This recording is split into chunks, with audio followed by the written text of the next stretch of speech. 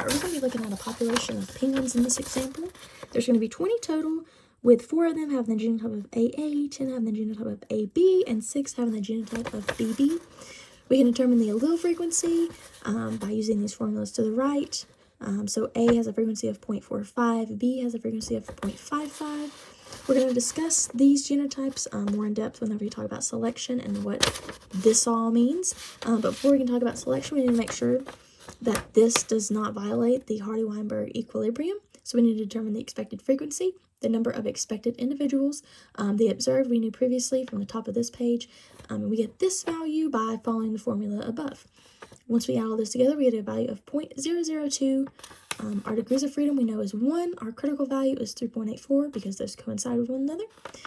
With our generated value being less than 3.84, we can fail to reject that this population is within this equilibrium.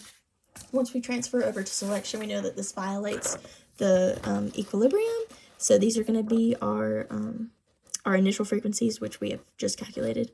Our fitness levels are going to be 1, 0.5, and 0.2, and this is going to be an example of directional because it's going to go towards this one extreme of the genotype of AA. So you're going to see at the end of selection that there's going to be a higher number of individuals with genotype AA than previously seen, and there's going to be a lower number of individuals with the genotype of BB than previously seen.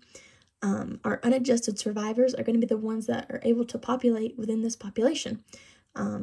Once we calculate those values, we add them together, we can get our average fitness of 0.5105. That can then help us determine the frequency after selection. And you can see here that 0.3967 is indeed higher than 0.2025.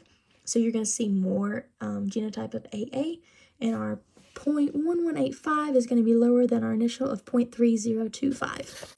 We can see that our frequency of A after selection is 0.6391. And our frequency of B is 0.3609. Our genotypic array down here is 0.3967 for A, and we saw over here it's only 0.2, so we've gone up. So we're going to have more genotypes of AA. We can look at a BB as 0.1185, and over here we had 0.3. So we can see that penguins that have the full traction are able to survive and get all the fish and, not get eaten. And our individuals of BB are going to have the less traction and are going to be slipping around and possibly fall off the cliff. And they won't survive and repopulate within the population. As more rounds of selection occur, our genotype of AB will start to equal 0, along with our genotype BB, due to AA having our highest fitness level and being able to survive the selection.